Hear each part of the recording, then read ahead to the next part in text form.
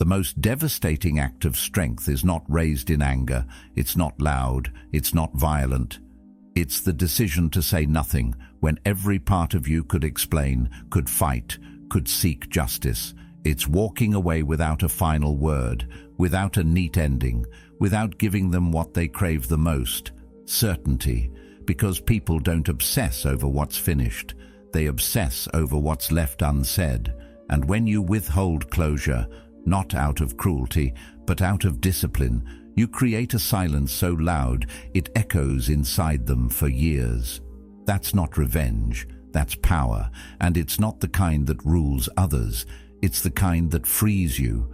The Stoics taught us to master ourselves before we ever think about mastering outcomes, to choose stillness over noise, restraint over reaction, and sometimes the truest act of self-respect is to leave quietly and let others wrestle with the weight of their own actions without your explanation to comfort them. If this speaks to something deep within you, if you're ready to explore the kind of inner strength that doesn't shout but changes everything, please subscribe. Each step toward clarity begins with choosing what you feed your mind. Let this be one of those choices. There's something deeply uncomfortable about an unfinished thought, about silence where there should have been an answer. The human mind, brilliant as it is, was not built for ambiguity.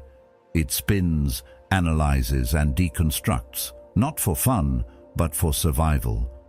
Uncertainty feels like danger. An unresolved situation feels like a threat.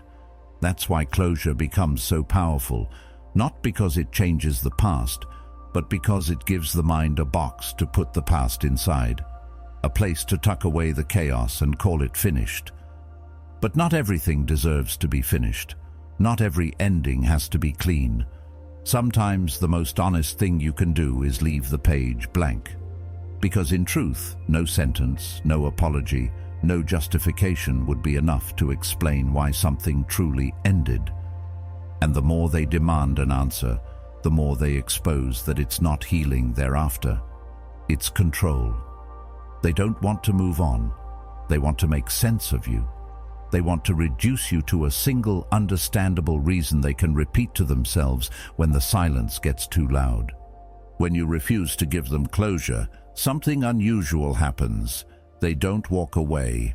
They linger. They dig. They analyze your every word, every silence, every glance from the past. And in that digging, they bury themselves deeper. Because what they're looking for isn't buried in you, it's in them. That aching need for answers isn't about you. It's about the gap in their own self-understanding. It's about needing to be chosen, needing to be right, needing to be in control of the story. But you didn't write the ending for them. And that drives the mind into overdrive. Because the moment you walked away without explanation, they lost the ability to shape the narrative. And that's the kind of loss that doesn't scar the body, it scars the ego. Seneca once said, "It is not that we have a short time to live, but that we waste much of it." And how often do people waste their time chasing ghosts? Not people, but the memory of people. Not closure, but the illusion of what closure would have felt like. They replay conversations. They dissect your silence like it's a puzzle they can solve. But silence isn't a puzzle. It's a wall, a quiet, unshakable boundary that says, this is where my explanation ends. This is where your speculation begins. And if they keep circling that silence, they do so by choice. That's the harsh truth. No one is stuck in the past unless they choose to live there. You don't need to clarify your absence. You don't need to explain why you stopped answering, why you stopped showing up, why you took a step back. Because the moment you do, you invite them back into a conversation that no longer serves your peace. You offer them a place in your story they no longer deserve. When you withhold closure, it's not about punishing them. It's about protecting yourself, protecting your peace from people who wouldn't have understood it anyway. And maybe that's the part that stings the most. For them, that you didn't even think it was worth explaining, that you didn't need a scene, a speech, a breakdown. You just needed to be done. The mind hates that kind of ending, the kind with no climax, no confrontation, no resolution. It feels unfinished. But sometimes the most powerful closure is no closure at all, because it forces the mind to sit in the discomfort of not knowing. It forces growth. And growth never begins in peace. It begins in pain. It begins when you realize that not every question will be answered. Not every story will be understood. Not every connection will get a proper goodbye. And that's not weakness. That's reality. Some people believe closure is a right, that if you've shared time with someone, love, friendship, effort, they deserve to know why it changed, why it ended. But that belief is rooted in ego, in the illusion that understanding brings peace. But it doesn't. Not always. Often understanding only opens more wounds. You tell them the truth and they twist it. You give them reasons and they debate them. You try to end things with dignity and they still call you cold. So why explain what they won't hear anyway? It takes strength to let silence speak, because silence will be misunderstood. It will be painted as cruelty, avoidance, arrogance. But none of those labels matter when you know your reasons are rooted in clarity, when your choice not to speak is anchored in peace, not pride. And if they don't understand that, that's not your burden to carry. That's theirs. People crave completion because they think it gives them permission to move on. But permission doesn't come from others. It comes from within. And if they haven't learned how to grant it to themselves, no explanation from you will ever be enough. The door to their peace doesn't open with your apology. It opens with their own acceptance. That's the difference between those who heal and those who stay stuck. The healed ones make peace with not knowing. The rest keep chasing ghosts and calling it closure. There's also a quieter kind of cruelty in constantly explaining yourself. It teaches people that your peace is negotiable, that every time they demand access to your mind, you'll open the door, that every time they feel unsettled, you'll come and settle them. But you're not responsible for making others comfortable in your absence. You're not the architect of their emotional recovery. And if they thought they were entitled to your reasoning, it only proves why they were never ready to hear it. When you choose to say nothing, you give them a gift they'll never recognize, the space to confront themselves. Because it's only in your silence that their thoughts echo loud enough to hear. You're not punishing them, you're revealing them. You're showing them what they do when no one is there to blame. You're giving them a mirror, not a microphone. The mind craves completion, but it doesn't need it. What it really needs is resilience, the ability to live with unanswered questions, to carry pain without needing to throw it back at someone. That's Stoicism, not the absence of emotion, but the control of it, not the suppression of truth, but the refusal to let truth be used as a weapon against your peace. When you withhold closure, you're not withholding kindness. You're simply refusing to participate in a story that's already over. A story that doesn't need another chapter, just because someone else wasn't ready to stop reading. And if they keep reading the silence, that's their journey. You've already written your final word. They just don't know it yet. When a story is unfinished, it doesn't disappear. It doesn't fade into the background. It lingers. It festers. It becomes a living presence in their mind, haunting the spaces you once filled. People pretend they've moved on, that it no longer affects them. But the truth is, the silence you left behind takes up more space than any word ever could. They start to replay the moments, twisting memories into new shapes, creating their own narrative just to soothe the discomfort of not knowing. And the irony is, the more they try to figure it out, the more the story wraps itself around them. They think they're letting go, but in reality, they're digging deeper into something that was never theirs to finish. This is the strange power of what you leave behind. Not the loud endings, not the grand explanations, but the space that makes them fill in the blanks themselves. When people don't have facts, they substitute them with feeling. They assign meaning to every detail you never gave them. And soon, you stop being a person and become a symbol of confusion, of rejection, of the moment they lost control of the story. They talk to themselves in your absence. They imagine what you might have said. They construct entire emotional timelines that never existed, all to satisfy the ache of incompletion. What they don't realize is that this isn't something you're doing to them. It's what their own mind is doing because you've stopped participating. You've removed your energy from their world. And that vacuum doesn't stay empty. It pulls at them. And nothing exposes the soul faster than silence. That's what an unfinished story becomes. A mirror. A reflection of their unmet expectations, their assumptions, their blind spots. They thought they understood you. They thought they knew how the story would play out. But you didn't follow the script they wrote in their head. You ended your role before they were ready, and now the rest of the play makes no sense. They stay stuck on a scene that already ended, hoping you'll come back on stage and deliver the lines they need to move forward. But that's not your responsibility. If someone has mishandled your trust, misused your presence, disrespected your energy, then walking away without closure isn't cruelty, it's consequence. They didn't protect the story when they had the chance. They didn't treat you like a character worth writing with care, so now they don't get a proper ending. That's the price of negligence. And while they spin in circles trying to rewrite the ending themselves, you're already living the next chapter. There's something profoundly human about wanting answers. The mind craves symmetry, neat conclusions, predictable timelines. But life doesn't work that way. Real growth rarely comes wrapped in explanation. It arrives in the discomfort of not knowing. It rises from the ashes of the things we can't define.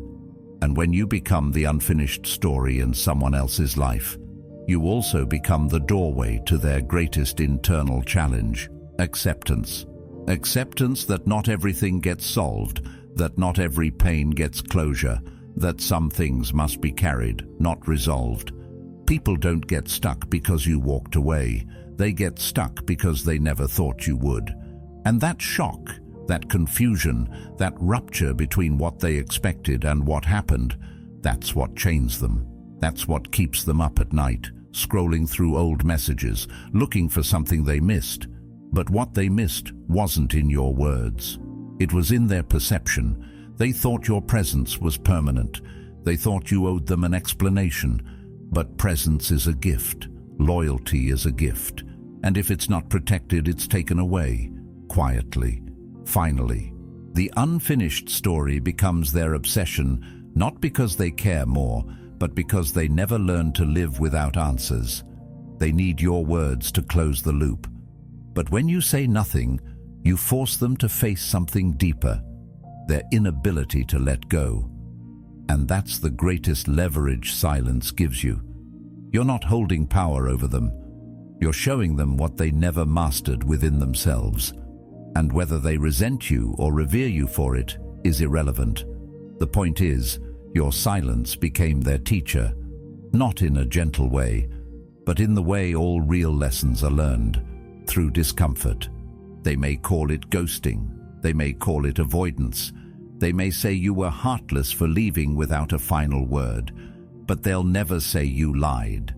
They'll never say you manipulated. They'll never say you pretended to be someone you weren't, because you didn't play games. You walked away without theatrics, without noise, without letting them rewrite your story just to make themselves feel better. And that's the part they won't forget, that you exited with dignity, that you didn't scream, you didn't justify, you simply stopped. And now they're stuck with a half-finished sentence that they'll try to complete for years. That's not vengeance, it's distance. It's the cleanest boundary there is, not spoken, but felt. It tells them everything they need to know, that your time is not a revolving door, that your presence is not guaranteed, that your silence is not weakness. It's resolve. The reason unfinished stories live so long in someone's mind is because they're still trying to turn them into something comforting. But comfort was never your job. You're not the therapist. You're not the lesson planner. You were part of their story, and you chose to end your part when they stopped treating it with value. They can rewrite it however they want, but the truth will sit under all their words. They had you, and they didn't take care of what they had. And that's why silence hurts more than explanation, because explanation can be argued with. But silence? Silence is absolute. It doesn't change with their mood. It doesn't adapt to their guilt. It doesn't need to defend itself. It just is. It's final. And that finality is what makes the story echo. You didn't leave them broken. You left them responsible for the pieces. That's the part they don't say out loud. That in your absence, they had to face the parts of themselves that your presence helped them avoid. And in doing so, you gave them a choice, to grow or to stay stuck. And whatever they choose, it has nothing to do with you anymore. You've moved on, quietly, cleanly, unapologetically. And whether they ever understand your silence isn't the point. The point is, your story with them didn't need an ending. It needed to stop exactly where it did. Because sometimes the most powerful sentence is the one that never finishes, the one they read over and over again, hoping the words will change. But they won't. Because you already said everything you needed to say by saying nothing at all. Most people don't actually want the truth. They say they do, but what they're really asking for is relief. Something to take away the sting, the confusion, the raw edge of uncertainty. They ask for closure, not to grow, but to feel comfortable again, to make sense of something that may never be logical. They crave explanation because explanation feels like control. If you can label the pain, if you can name it, wrap it in language, it becomes easier to hold. It becomes something they can file away. But the truth rarely fits that neatly into words. It doesn't arrive in clean sentences or satisfying conclusions. It arrives as silence, as an ending that doesn't come with a speech. And that silence, that discomfort, is often more honest than any answer you could have given. We've been taught to equate closure with healing, that if we just talk it out, say the right words, revisit the right moments, we'll finally feel free. But freedom doesn't come from revisiting the wound.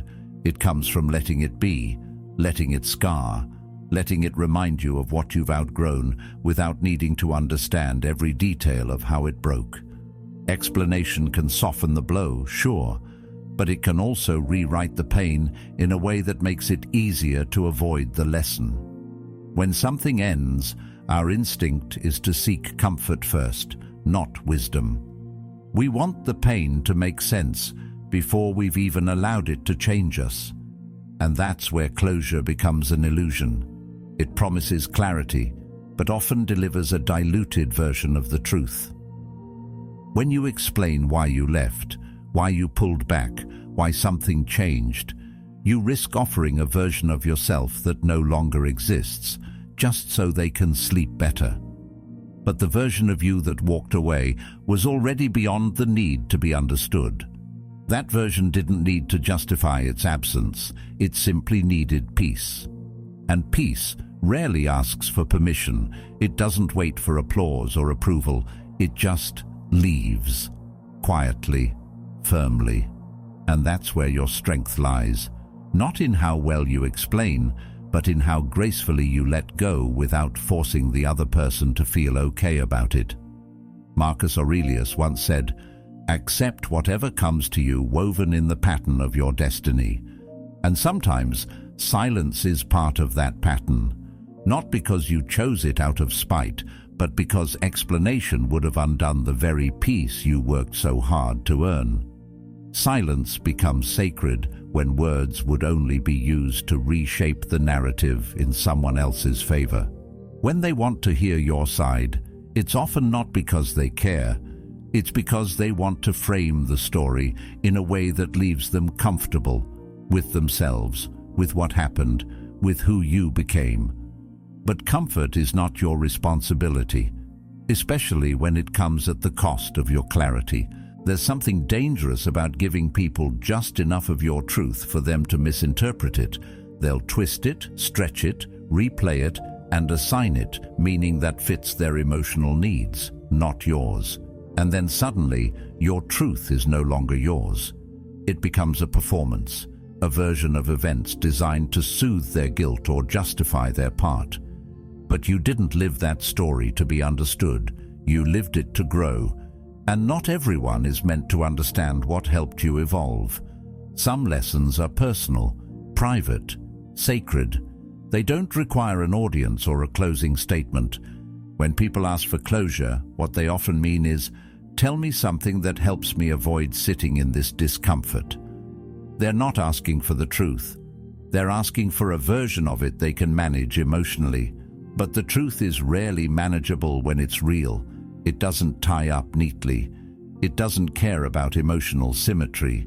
It shows you things you didn't want to see about yourself, about others, about the fragility of connection. And when you try to turn that into a speech, into something digestible, you rob it of its depth. You strip it of the very thing that made it transformative. Pain was never meant to be explained away. It was meant to be endured so that it could shape you. And that's the thing about silence. It forces people to endure. It doesn't offer an escape route. It doesn't say, "Here's what went wrong." It says, "Sit with what you did. Sit with what you missed. Sit with what you'll never fully know."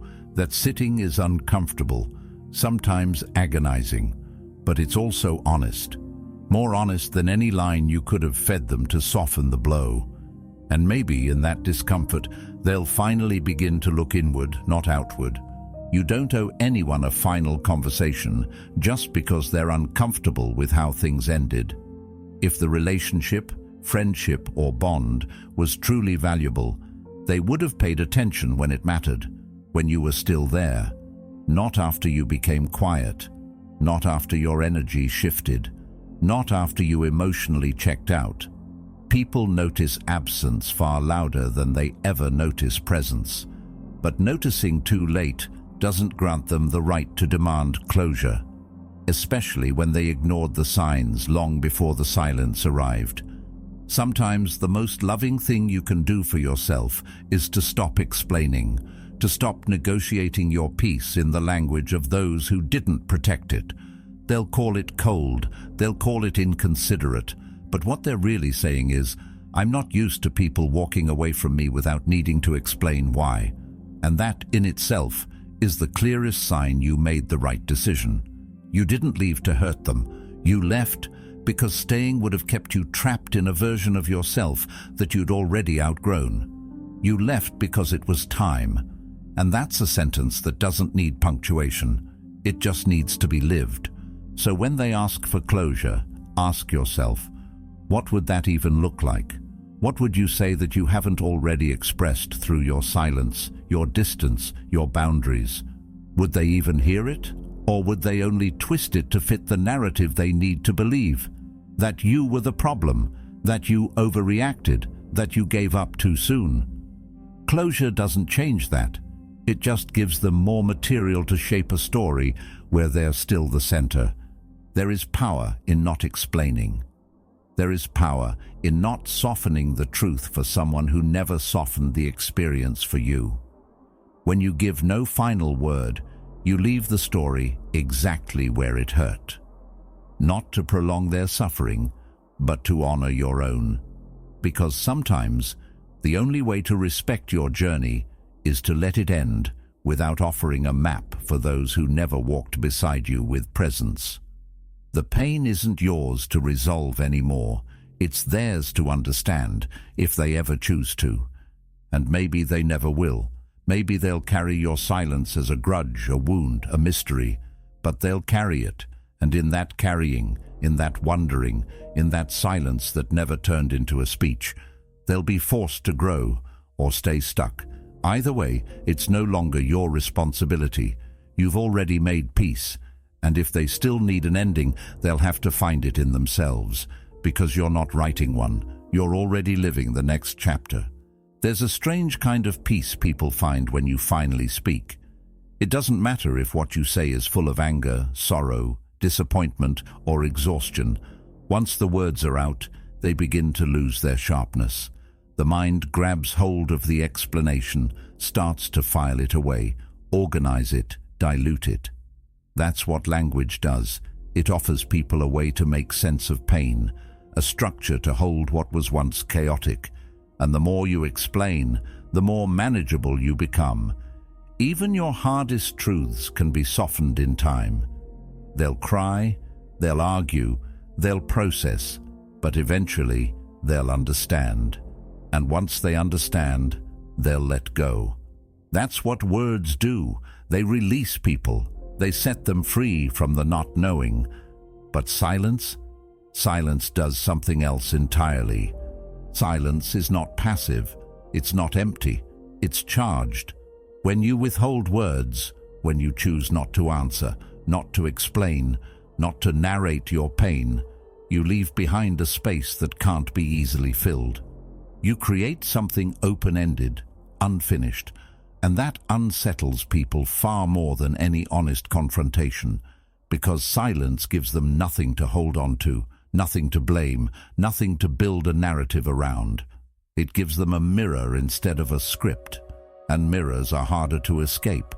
They show people the questions they've avoided, the blind spots they didn't know existed, the discomfort they thought they could outrun with closure. Most people think silence is avoidance, but it's not. True silence is restraint. It's what happens when you finally realize that your words are not medicine for everyone's confusion, that not every wound needs to be dissected, that some truths lose their meaning the moment they're spoken out loud. When you speak, you give them clarity. When you stay silent, you give them weight. And that weight settles differently. It settles in the mind, in the quiet moments, in the spaces between distractions. It doesn't hit all at once.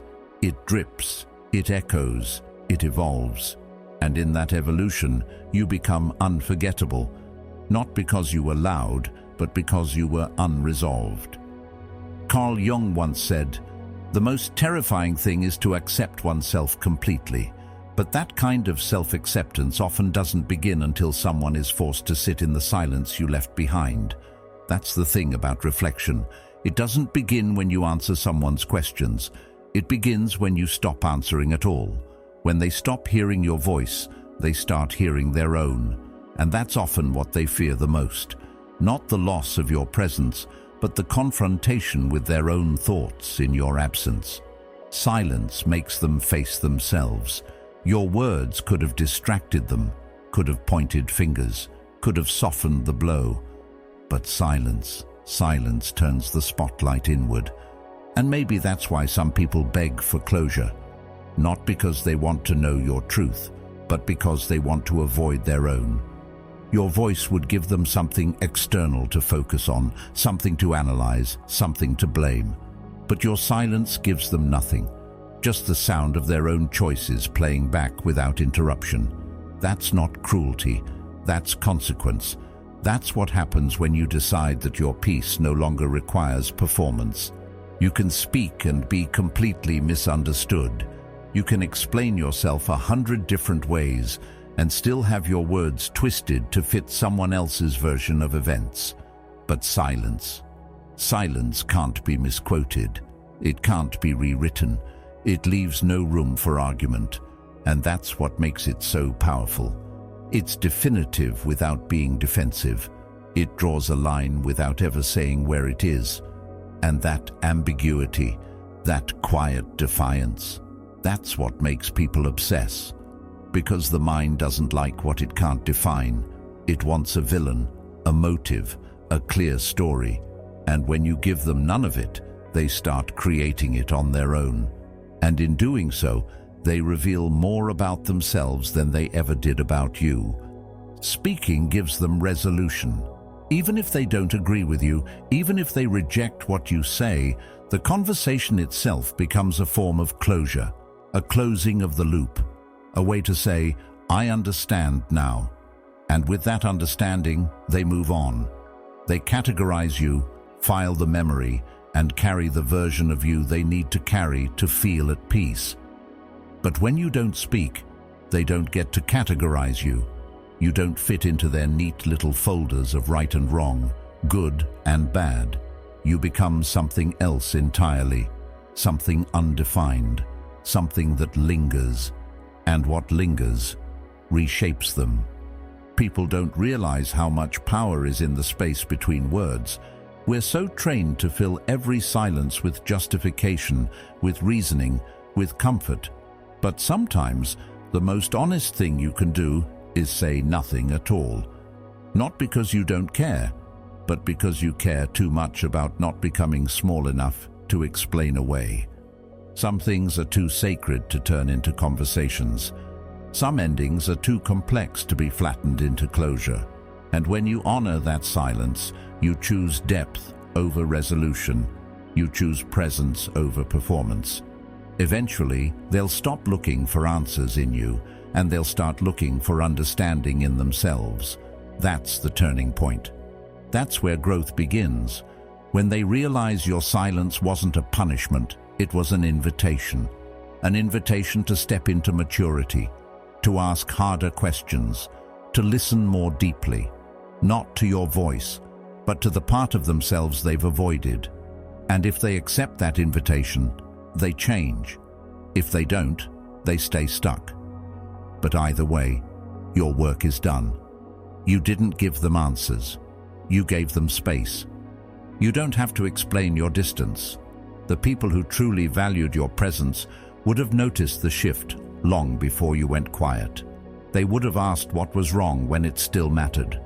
They would have listened before you had to disappear. If they only seek understanding now, it's not because they miss you. It's because they miss the version of themselves they felt when they were near you. And that's not a reason to come back. That's not a reason to speak. They will tell themselves stories. They will guess. They will project. And those stories will keep you alive in their thoughts far longer than your words ever could. That's what silence does. It stays. Not because you wanted it to, but because they never learned how to live with questions. And in that struggle to find answers where there are none, they slowly become someone different. Sometimes stronger, sometimes bitter, sometimes wiser, but always changed. The urge to speak is strong, especially when you know you could make them understand. But ask yourself, at what cost? Do you want them to understand you, or do you want them to learn? Because the two aren't always the same. Understanding satisfies their curiosity. Silence fuels their transformation. One is about their comfort. The other is about their growth. And sometimes, the most compassionate thing you can do is let someone grow in the silence you leave behind. When you speak, you release them. You give them closure. You untie the knot. But when you stay silent, you become the knot. You become the question they carry, the memory they revisit, the lesson they don't yet have the words for. And in a world addicted to resolution, that might just be the most powerful thing you ever give someone. Not the answer, but the absence. Not the map, but the mystery. Because what they do with that space will tell you everything you ever needed to know. And by then, you won't need to speak at all. There's a quiet kind of wound that lingers long after everything seems fine on the surface. You don't see it. You can't trace its edges. You just feel it. And because it has no clear beginning, no clear reason, and no clean end, it becomes nearly impossible to move past. It follows you into new conversations, into new relationships, into the silence between thoughts. It's the kind of pain that doesn't announce itself with sharpness or drama. It just lingers in the background like static. That's what happens when something ends without closure. It doesn't become a memory. It becomes a question. and questions that don't get answered tend to echo. We heal faster when we understand what hurt us, when we can point to the cause, analyze it, assign it a name. Anger, betrayal, abandonment. These words give the wound definition. And once something has definition, it becomes something we can manage. But when you leave without an explanation, without a reason, without that final piece of clarity, it creates something else entirely. A wound that doesn't bleed, but also never scabs over. A kind of psychic bruise that keeps getting pressed every time something similar happens. It turns into an ache that outlasts logic, because it's no longer about what happened, it's about what was never understood. People don't realize how much they rely on names to process their pain. A breakup is easier to mourn when it's labeled toxic. A betrayal is easier to accept when we call it dishonesty. But what happens when the person who walked away didn't curse you, didn't hurt you in a way that fits inside a word, didn't even tell you why? That's when you're left with the wound without a name. And that's what makes it dangerous. You can't fight what you can't describe. You can't confront a ghost. So instead of healing, you loop, you overthink, you question your worth. Not because they did something horrific, but because they did something quiet, left you wondering. Carl Jung once warned, people will do anything, no matter how absurd, to avoid facing their own soul.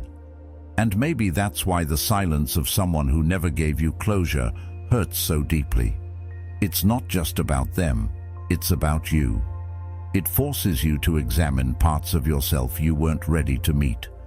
Your attachment to being chosen, your fear of not being good enough, your tendency to search for external validation just to prove to yourself that you're worthy. When someone leaves without telling you why, they don't just exit your life. They open a door to your inner world, a door you've probably kept shut for a long time, and walking through that door takes courage. Most people turn back.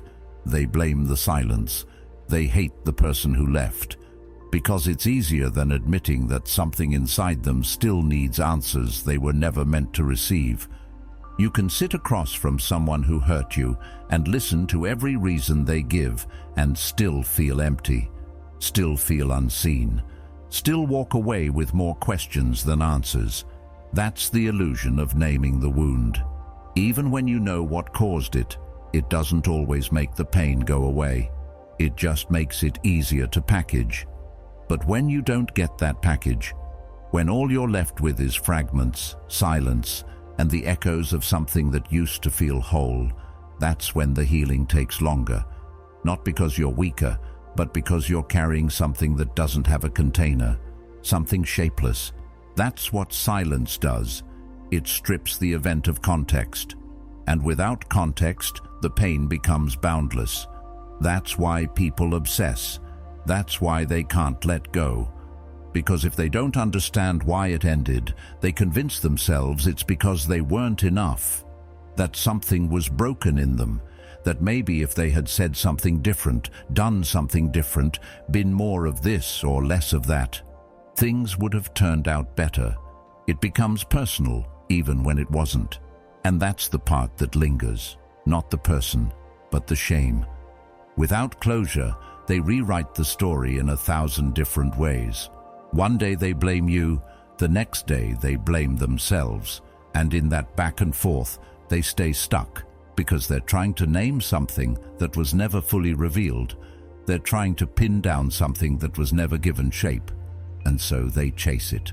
Through conversations, through memories, through hypothetical scenarios that play out in their head at 2 a.m. What they don't realize is that they're not chasing the person. They're chasing the outline of an answer, a shape that never formed. That's why silence is powerful.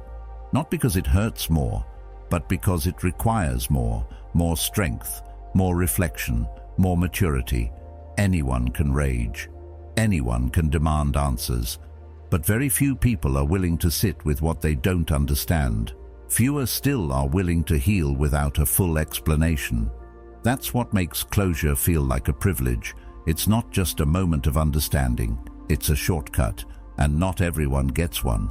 Some of the deepest transformations come from the wounds we couldn't name, because those are the ones that force us to look deeper, to ask better questions, to let go of needing everything to make sense. They teach us how to walk with pain that doesn't have a clear source, how to hold space for uncertainty, and eventually, how to find peace in ambiguity. That's the part no one tells you, that the wound doesn't have to go away for you to be okay. You just have to stop needing it to explain itself. It's tempting to give someone closure just to relieve them, just to ease the tension. But you have to ask yourself, at what cost?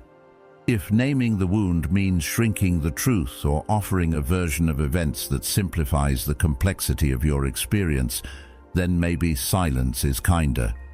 Maybe silence is more respectful. Not to them, but to yourself.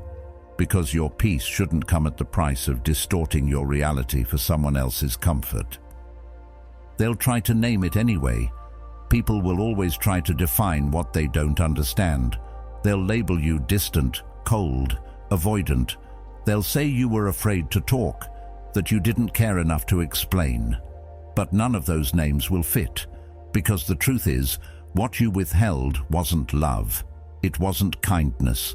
It wasn't truth. It was the closure they thought they deserved, but never earned. And what they felt wasn't abandonment. It was consequence, the result of not being present enough to deserve your final words. Eventually, they might stop trying to name the wound altogether. Not because they found the answer, but because they found themselves.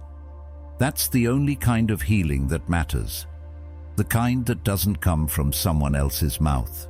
The kind that isn't wrapped in explanation or softened by apology. But the kind that rises from the silence, from the ache, from the space left behind. The kind that doesn't require a title to be real, and when they look back on it, maybe years later, they might not remember what you said, because you didn't say anything, but they'll remember what you didn't say. They'll remember the absence, the unanswered questions, the space you left behind that they had to grow into.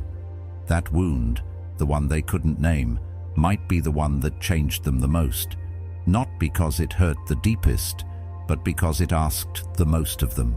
It asked them to face their own soul, and in doing so, it became the wound that didn't fade, but transformed. There's a point where words stop helping and start becoming noise. When someone pushes you far enough, when trust breaks, when betrayal replaces understanding, the instinct is often to speak, to shout, to explain, to unload everything you carried in silence. But what if silence wasn't avoidance? What if it was power? There's a strength in not giving people what they expect. Not because you're trying to hurt them, but because you finally understand that not every pain needs to be voiced to be real. Not every wrong deserves your reaction. Silence, in the Stoic tradition, is not a lack of feeling. It's the presence of discipline, the willingness to hold back even when every part of you wants to be heard. To stay quiet in the face of betrayal, disrespect, or provocation is not weakness. It's one of the hardest things you can do, because it requires you to master yourself in a moment where your emotions are pulling you in every direction. Speaking can feel like taking control, but often it's just another way of trying to be understood by someone who's already proven they don't care to listen. And that's where silence becomes your liberation. When you finally realize that your peace is not something you need to hand over just because someone else is uncomfortable with not being explained to. And silence, real silence, is a form of bravery. It says, I will not lower myself into chaos just to make you feel better about what you broke.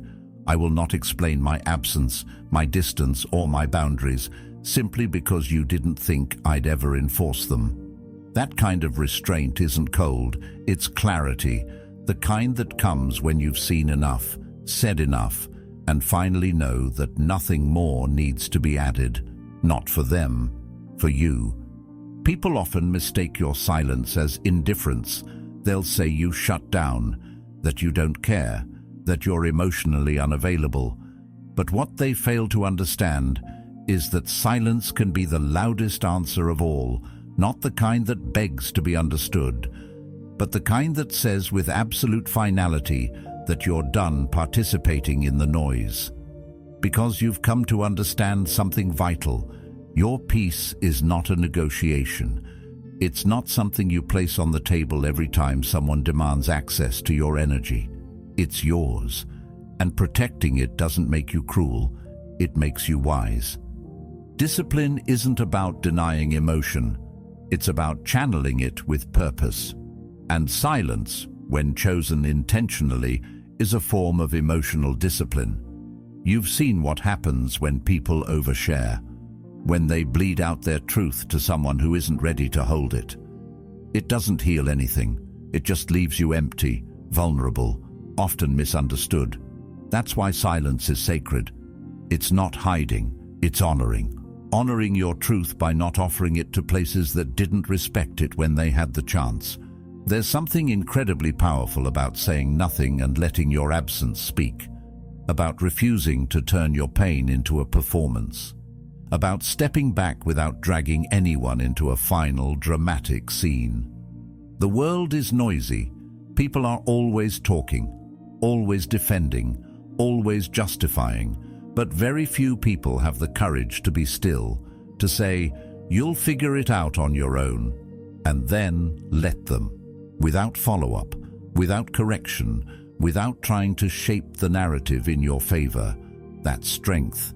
That's ownership of self. Control isn't about managing what others do.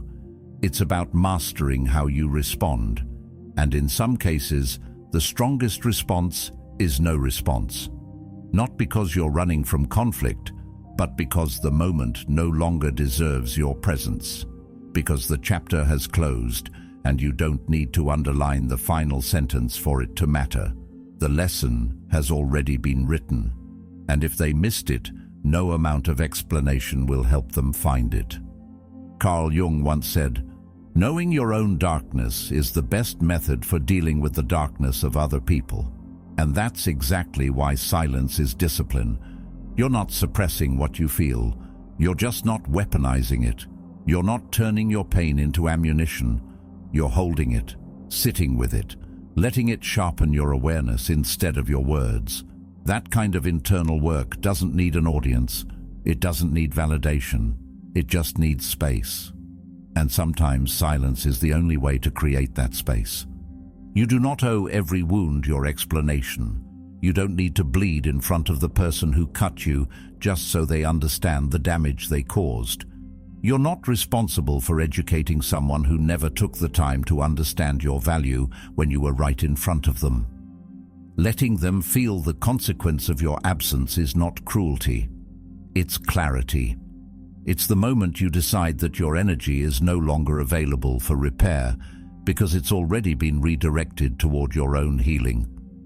Not every ending needs a speech. Not every goodbye needs to be verbalized. Sometimes leaving quietly is the most honest thing you can do, because it shows you've finally stopped trying to make things right for everyone else. You're not leaving to make a point. You're leaving because staying would be a betrayal of yourself. And the moment you realize that, your silence transforms from something passive into something sacred. A line drawn not in anger, but in wisdom. You owe your peace to no one. Not the person who hurt you, not the people who want you to soften the truth, not even your past self who still longs to be understood. You don't owe your energy to anyone who didn't honor it when it was freely given. And when you choose silence, you're not shutting people out. You're choosing to be with yourself, with your thoughts, with your integrity, with the version of you that finally understands that peace is not the absence of conflict. It's the absence of needing to explain who you are just to be left alone. There's dignity in restraint, a quiet power in not reacting. It's not a void, it's a statement, one that says, I am no longer available for chaos disguised as conversation, and that's not bitterness, that's self-respect. People who misunderstand your silence were never listening to begin with.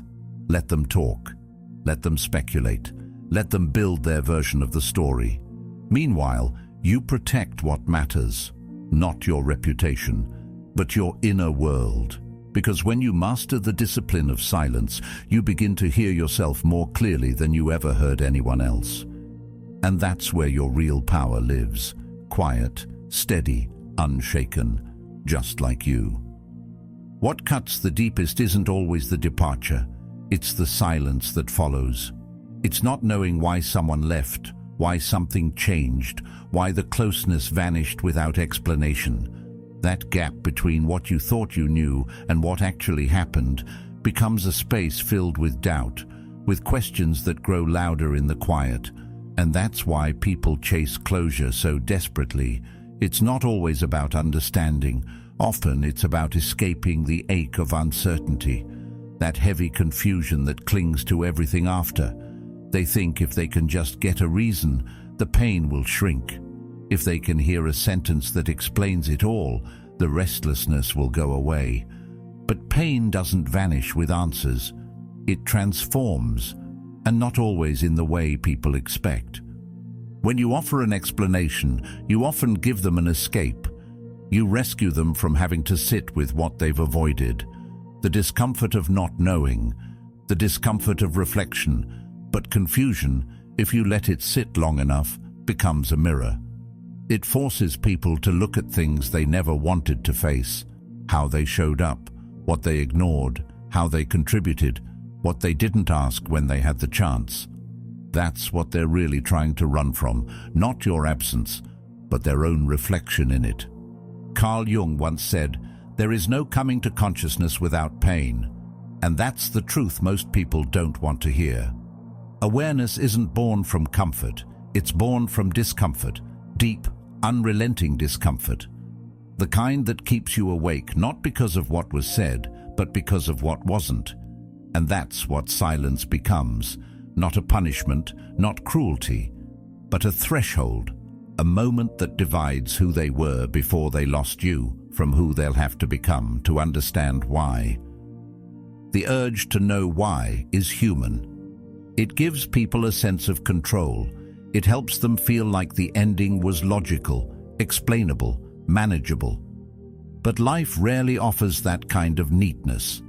Some things fall apart not because of one clear reason, but because of 100 quiet ones. Things left unsaid, ignored, dismissed. And sometimes no answer would satisfy the ache they're feeling, because what they want isn't truth, it's relief. Relief from the guilt, the confusion, the realization that maybe, just maybe, they played a role in what broke. And if you give them that relief, you take away the very pressure that could have forced them to evolve. You remove the weight that could have shaped them. It's not about holding power over them.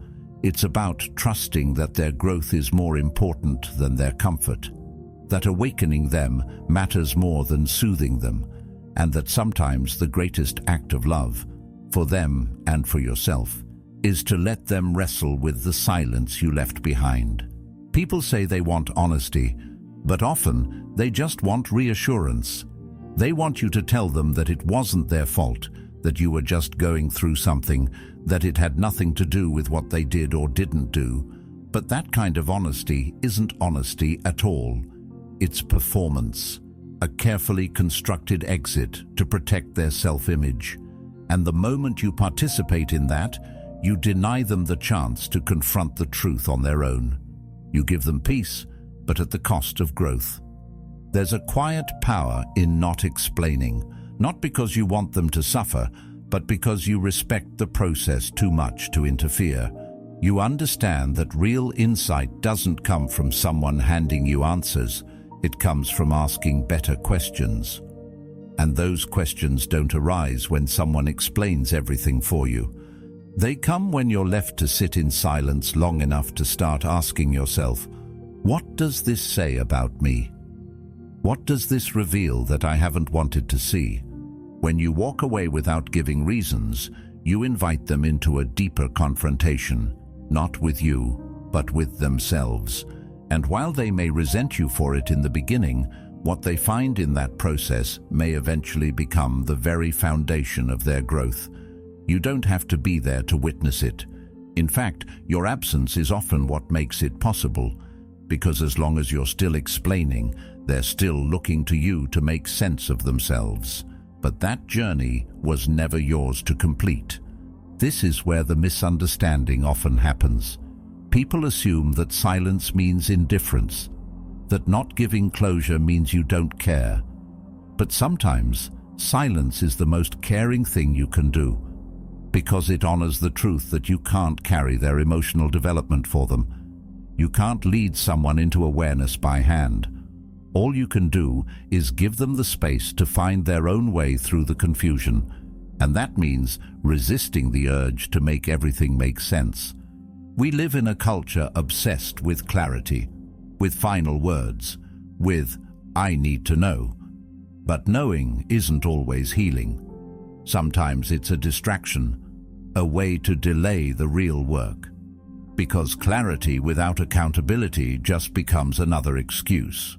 Oh, that's why they left. Now I can stop thinking about it. But the point isn't to stop thinking. It's to start thinking deeper, to stop blaming and start examining. And silence is the one space where that shift can begin. When someone loses you without explanation, they're forced to trace the steps backward.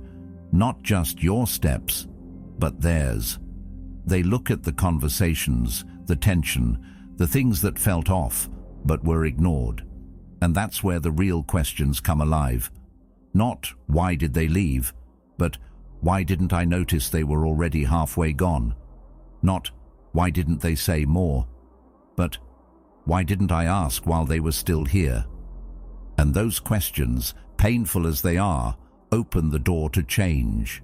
There's no need to be cruel, no need to disappear as a game, but there is a need to protect your energy from being wasted in places that aren't ready to grow. Explaining yourself to someone who only hears what protects their ego is a kind of spiritual self-abandonment. You give your energy to a wall and call it closure. But closure that only serves their comfort isn't closure. It's avoidance wrapped in politeness. There is something deeply human about wanting to be understood, about wanting the last conversation to end with a sense of mutual clarity. But not everyone can meet you there. Not everyone wants to see clearly. Some people only want you to say what keeps their story intact. And when you realize that, you also realize that silence isn't abandonment. It's the moment you step back and let life become their teacher. It's the trust you place in their ability to eventually face the lesson without your narration. You don't need to be the one who wakes them up. You just need to stop being the one who protects them from waking up. Your absence, your silence, your refusal to explain is not a wall. It's a mirror, and mirrors don't change people. They just show people what's already there.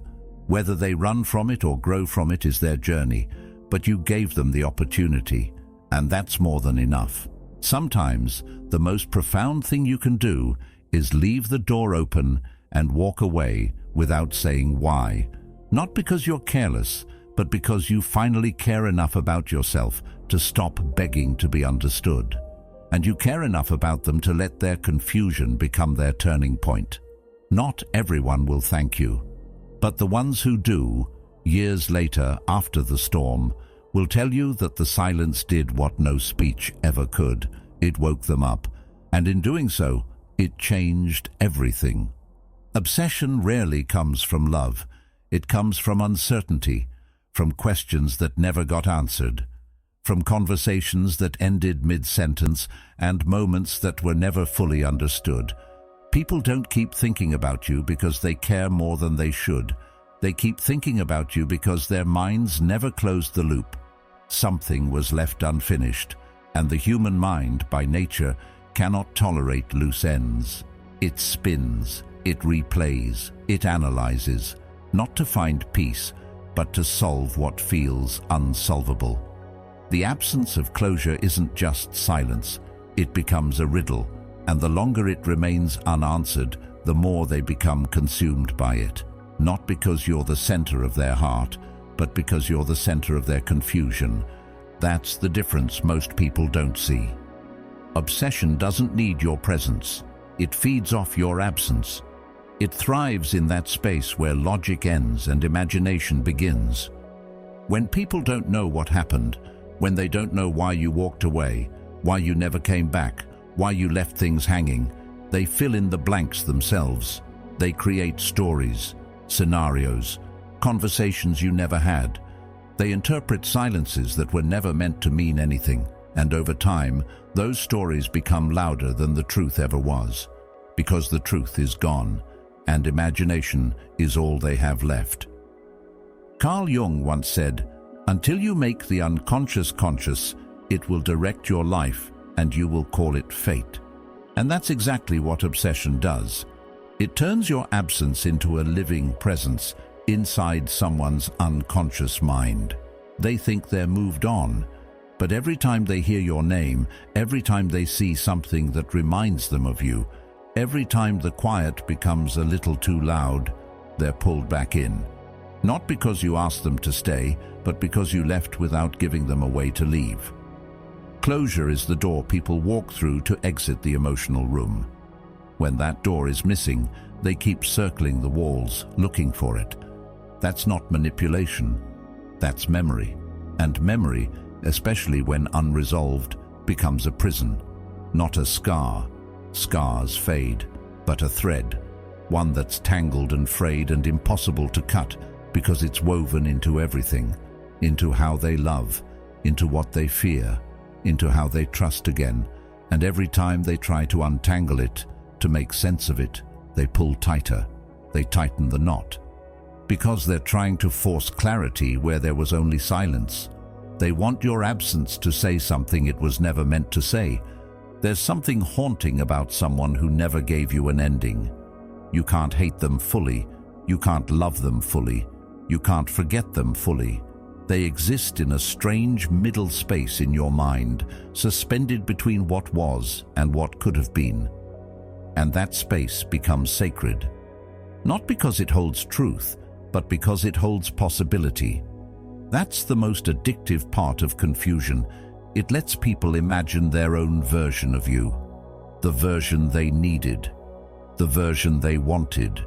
The version they thought you were becoming before you disappeared.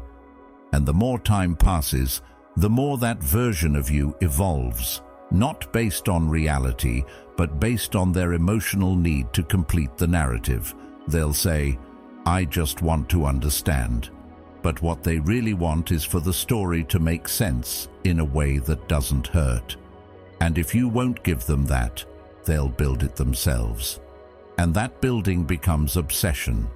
It becomes the thing they think about when they're alone, the thing they bring into new relationships, the thing they compare everything to. But you're not really there. It's not you they're clinging to. It's the unanswered question, the emotional cliffhanger, the door that never closed. And as long as that door stays open in their mind, they never leave the room. They might move cities, they might fall in love again, they might laugh, succeed, even forget you for days at a time. But every once in a while, something pulls them back. A song, a phrase, a familiar look in someone's eyes, and suddenly they're there again, back in that emotional loop, wondering, remembering, trying to solve a question that no longer belongs to them. You don't have to be cruel to create this effect. You don't have to ghost them maliciously or disappear without compassion.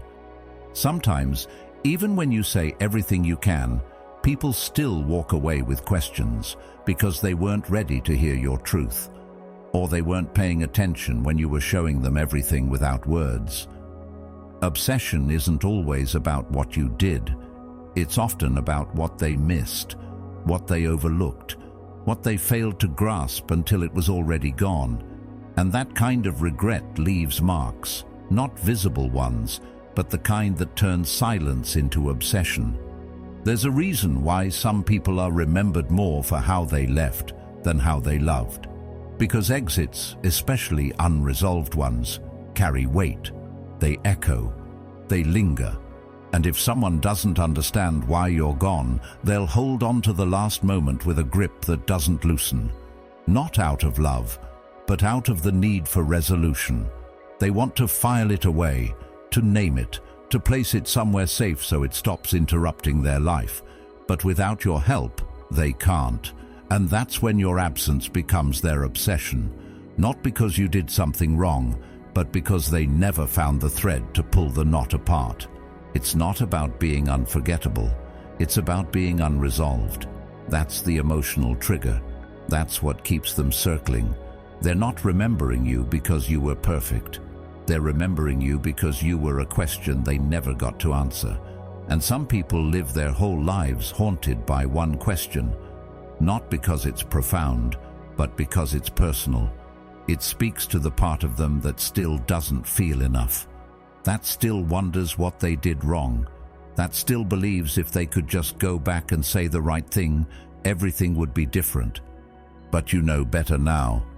You know that your silence isn't a game. It's a reflection of the boundary you finally honored, of the truth you no longer need to explain. You know that letting someone sit in the discomfort of confusion is not manipulation. It's the honest result of a story that didn't need more words. And if they keep chasing the thread, trying to untangle what you left behind, that's their journey. You've already let go, and that's the difference. Obsession is a prison made of questions. And questions, when left unanswered, become bars. But you didn't build the prison. You just stopped giving keys to people who kept locking themselves in. You walked out the front door and chose peace over clarity, stillness over closure. And in doing so, you gave them the one thing they couldn't handle, an ending that made them question themselves more than they questioned you. And maybe, one day, that will be the beginning of their healing. But until then, they'll carry you not as a person, but as a thought that never quiets. A thread they keep trying to pull, a silence that never turns into a sentence. And in that space, you'll live, not loudly, but permanently. Not because you wanted them to stay, but because they never figured out how to let go of the question you never answered. When someone says, "Just be honest," what they're really asking is, "Please set me free." But freedom isn't given by another person. It's not something you unlock for them with the right words, the right tone, or the perfect explanation. True freedom is earned, and not through closure, but through acceptance. Yet most people don't realize this. They're convinced that if you just tell them why, if you just give them one more conversation, one last reason, they'll finally be able to move on. What they don't understand is that your silence is not what's keeping them stuck. Their unwillingness to accept what is. That's the real prison. And sometimes the most honest thing you can do is not respond at all. It sounds harsh to say. People want communication. They want clarity. But what they really want is to be relieved from the discomfort of confusion. They want to feel like the story ended on their terms, with a ribbon tied around it, so they can walk away feeling calm, justified, and in control. But life doesn't always offer that luxury. Some endings are jagged, some don't come with closure, and some never will, because closure isn't owed, especially when the other person has already stepped out of the room. At some point, the need to know becomes a form of control, not healing. A way to keep a connection alive, even if it's through questions and imagined conversations. Marcus Aurelius once wrote, "You have power over your mind, not outside events. Realize this, and you will find strength." That quote carries weight here, because the moment someone expects you to give them peace through your words, they've placed their emotional freedom in your hands. And if you were to answer, to explain, to give them what they think they need. Maybe they would feel better for a moment, but it wouldn't last, because their healing isn't about you. It never was. It's about whether they can learn to accept something without needing to understand it completely, whether they can let go without having all the pieces lined up. Most can't. So they keep reaching for you, thinking you hold the key to their release, when in truth, they're the ones holding the lock shut. When you remain silent, people interpret it however their mind needs to. Some say you're cold, others say you're afraid, some think you're punishing them. But what you're actually doing is stepping back. You're respecting the boundary that needed to be drawn. You're letting them find their own strength instead of handing them another excuse to avoid facing themselves. That's the part they rarely acknowledge, that their obsession with closure isn't about what you did. It's about what they haven't accepted. And if you were to speak, if you were to offer that last explanation, you would only delay the one thing that truly matters, their own growth. People often confuse the silence of another with emotional captivity, as if your absence is something you're using to control them. But silence isn't a weapon unless they make it one. It's not your responsibility to manage how someone interprets your decision not to engage. You didn't promise to be their healer. You didn't agree to be their final therapist. And if they can't move on without you spelling things out, maybe that says more about their dependence than your decision. Sometimes we want to answer out of guilt. We see their pain, their confusion, their desperate attempts to make sense of it all, and we feel bad for being the reason. But feeling responsible for someone else's emotional clarity is a trap. It drags you back into dynamics you already had the courage to walk away from. And it never works. The more you explain, the more they ask. The more you give, the more they need. It never ends. Because they're not looking for truth. They're looking for control over a story that has already ended. But the only way to truly end it is to stop feeding it. There's a quiet kind of wisdom in letting someone wrestle with the silence, in choosing not to edit yourself into their version of closure. You become something they have to sit with, not a voice in their inbox, but an echo in their mind. An unresolved page they can no longer rewrite with your input. And in that space, they're left with only one option: to look inward, to ask themselves why they need so badly to hear from someone who is already gone, why they believe someone else's words can do for them what their own acceptance cannot. Sometimes people don't want closure.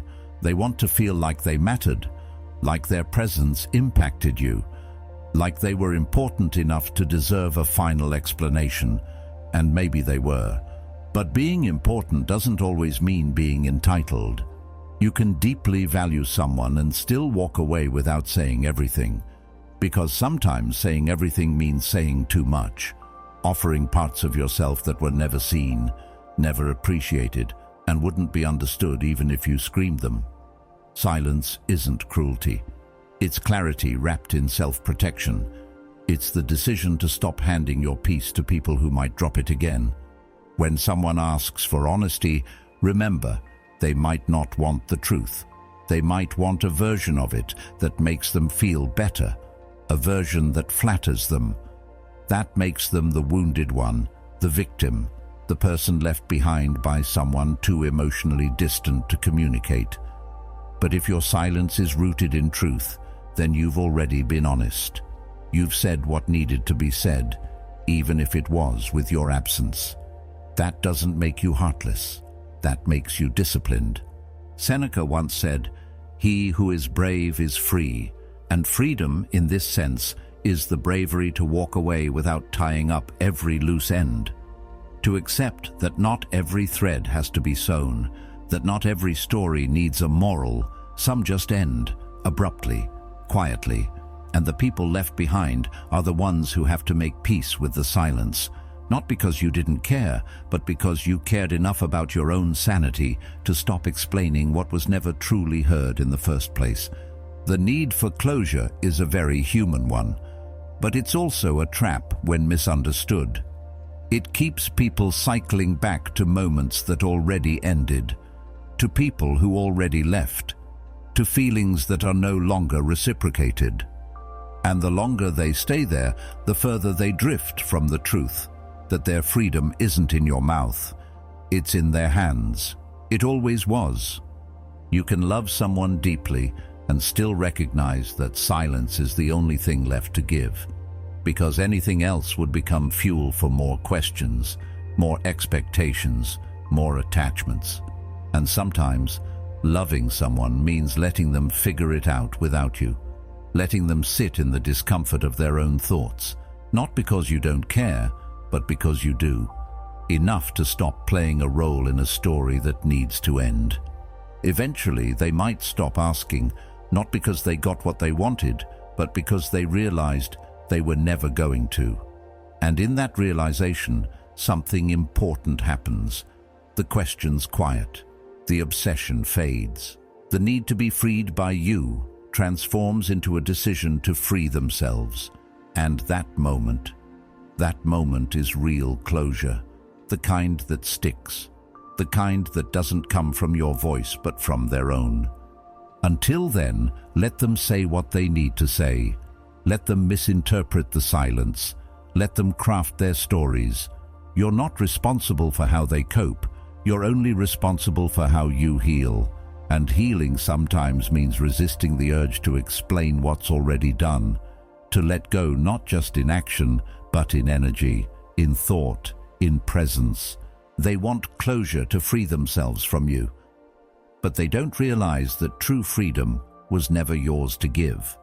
And you don't owe it to them, not in words, not in conversations, not in carefully wrapped explanations. Sometimes the most honest answer is no answer at all. And that isn't the absence of love, it's the beginning of self-respect. There's a kind of silence that echoes longer than any shouted goodbye. Not because it's loud, but because it leaves space. Space for the mind to wander, to create, to imagine what it can't confirm. When you walk away without finishing the story, you don't erase your presence. You multiply it. You give them fragments, not closure. And those fragments turn into questions. Those questions turn into memories. And those memories? They turn into stories they tell themselves late at night, trying to piece together something that no longer belongs to them. But that's the thing about an unfinished story. It doesn't die. It loops, quietly, endlessly. And every version they invent will feel incomplete, because deep down, they'll always know they weren't meant to write the ending. Letting someone rewrite you is not a loss, it's a mirror. It reflects their own needs, their projections, their inability to sit with what actually happened. And they will write. They'll write entire narratives around your silence. They'll tell themselves who you were, why you disappeared, what it meant, what it didn't mean. And with every version, they'll drift further from the truth and deeper into the echo of you. That's not something you control. And it's not something you're responsible for either. Because once you're gone, truly gone, the story belongs to them. But the story they write will never touch the weight of the truth you held and refused to hand over. That refusal, that's what stays with them. There's something unsettling about not knowing how something truly ended, about losing someone without hearing their final thoughts. People think closure is about healing, but often it's about comfort. They want the reassurance that what happened was explainable, containable, forgivable. But when you don't finish the story, they're left to wonder. And wondering is far more enduring than knowing. The mind clings to ambiguity. It fixates on the unanswered. That's how people become haunted, not by trauma, but by possibilities, not by pain, but by questions. Carl Jung once said, "What you do not bring to consciousness appears in your life as fate. And when you don't let them bring your ending into the light, when you walk away before they're ready, they carry you as a fate instead of a fact. You're not a chapter they closed. You're a shadow that stretches over every new connection, every unspoken fear. They compare others to you. They measure new beginnings by the weight of your silence. Not because you were perfect, but because you were never fully understood. And that's the thing. People don't obsess over what they comprehend. They obsess over what doesn't make sense, what ends without a headline, what leaves them asking themselves, "Did I miss something?" They'll replay every interaction, dissect every silence, remember every time you paused before you spoke. They'll search for meaning in moments that had none. Because without an ending, even the smallest memory feels loaded. And the worst part? They won't trust any of their own conclusions. Because deep down, they'll always know they never got the truth from you. But that's not cruelty. That's consequence. The cost of being inattentive when it mattered, of failing to ask when you were still open, of waiting to understand when you were already gone. And so you don't finish the story for them, you let them fill in the blanks. Not because you're unkind, but because you finally realize that peace isn't something you have to trade for someone else's clarity. Your silence is your closure. Your departure is your final sentence. And if they still feel like there's more to say, that's not your weight to carry. There's a strange kind of dignity in leaving without wrapping everything up, in choosing not to explain yourself into a version they can handle. People want you to shrink for them, to make your absence small enough that they can store it neatly in a box labeled, "I understand." But some departures aren't meant to be understood. They're meant to be felt, to ripple quietly across years, across relationships, across nights spent wondering what could have been different, not because you want them to suffer, but because your presence was never disposable, and if they treated it like it was, your silence becomes the consequence they'll live with.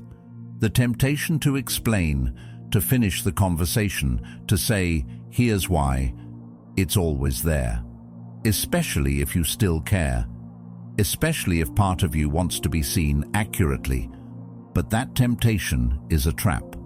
Because the moment you offer them closure, they're free. Not in a good way, in a way that lets them forget, that lets them walk away convinced that they understood you. And sometimes that's more painful than being misunderstood, because people who think they understood you will never revisit their mistakes. They'll never grow from the absence. They'll never carry you as a lesson. They'll just move on, untouched, unshaken. And that's not what this was for. When you let them write their own ending, they keep you alive in ways you never intended.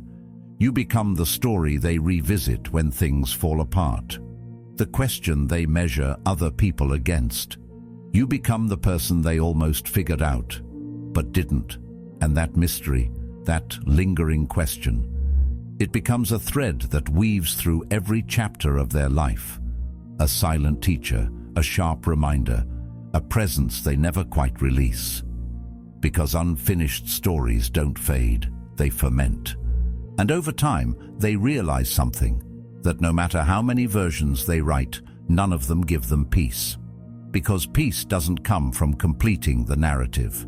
It comes from accepting that some stories aren't meant to end the way we want them to, that some people don't say goodbye, that some connections don't resolve. And until they learn to accept the silence, they'll be rewriting you forever.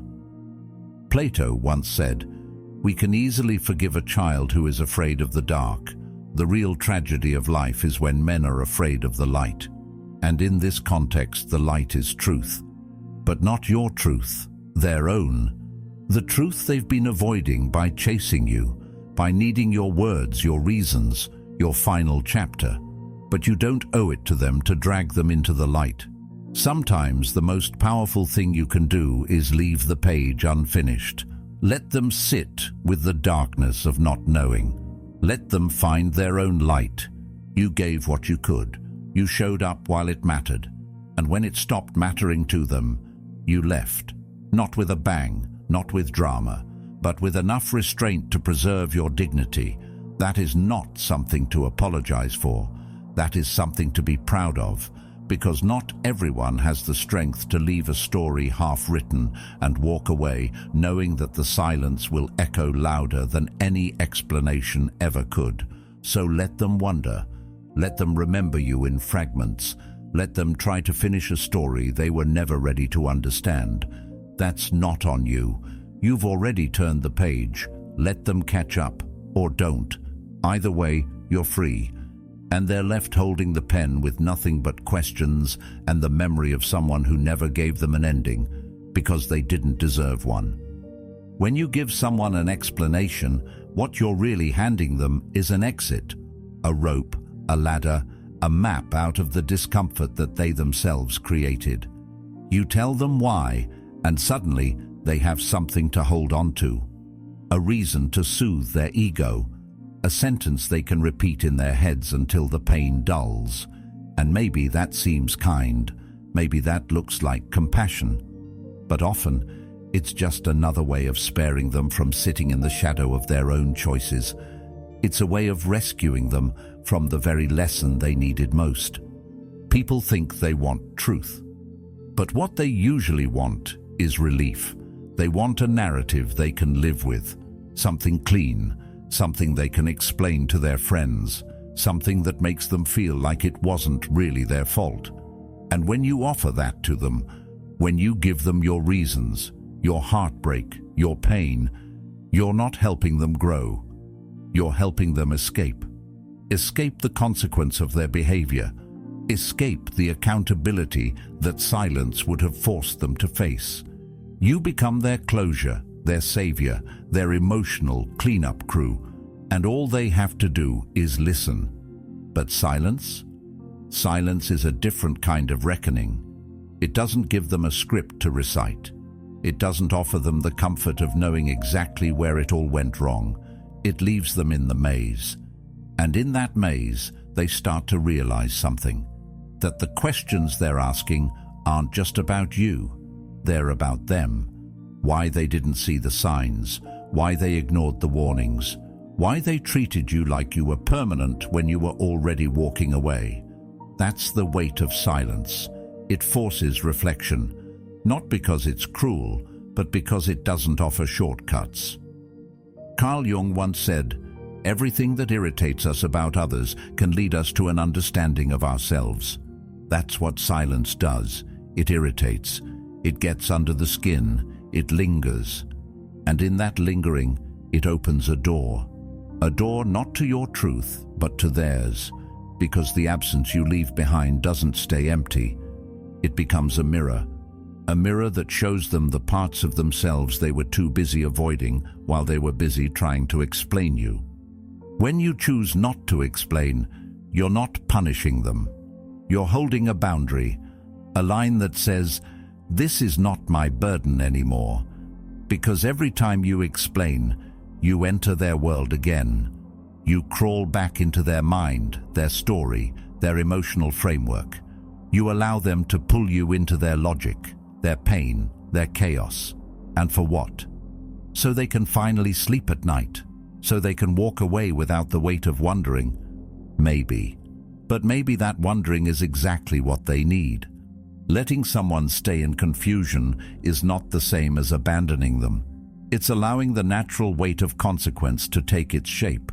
Not everything needs to be softened.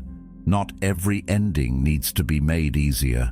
Sometimes the most respectful thing you can do for someone is to let them sit with what they've done. Let them feel the sharp edges of what they lost.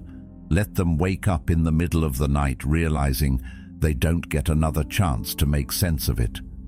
Because that's how real transformation happens, not through explanation, but through silence that speaks louder than words ever could. We live in a world obsessed with closure. Every book, every movie, every relationship is supposed to end with clarity, with clean lines, with mutual understanding. But life rarely works that way. And the more we chase those endings, the more we rob ourselves of growth. Because not knowing, sitting in the discomfort of ambiguity, is one of the few things that actually makes us pause and reevaluate. It forces us to stop blaming others. It pushes us to ask better questions. It humbles us. When you walk away without a speech, without a breakdown, without a final chapter, you leave a space that can't be filled with excuses. They can't say, oh, they left because of this. They can't simplify it into a neat little box. They're stuck with the whole story, unfiltered, unwrapped. And that kind of story lingers. It echoes, because it was never about what you said. It was about what they failed to see while you were still around. People underestimate the power of absence. They think distance means freedom, but emotional absence, when left unexplained, is one of the most powerful forces in the human psyche. It creates obsession, not out of manipulation, but out of mystery. We are wired to seek resolution, to fill in the blanks. And when there are too many blanks, we start to replay, to overanalyze, to obsess. And in doing so, we carry the presence of the person who left with us into every room we walk into. Not because they haunt us, but because they were never fully understood. You may think that offering an explanation will help you move on, that if you just tell them the truth, you'll be free. But the truth is, you're not responsible for how they carry your absence.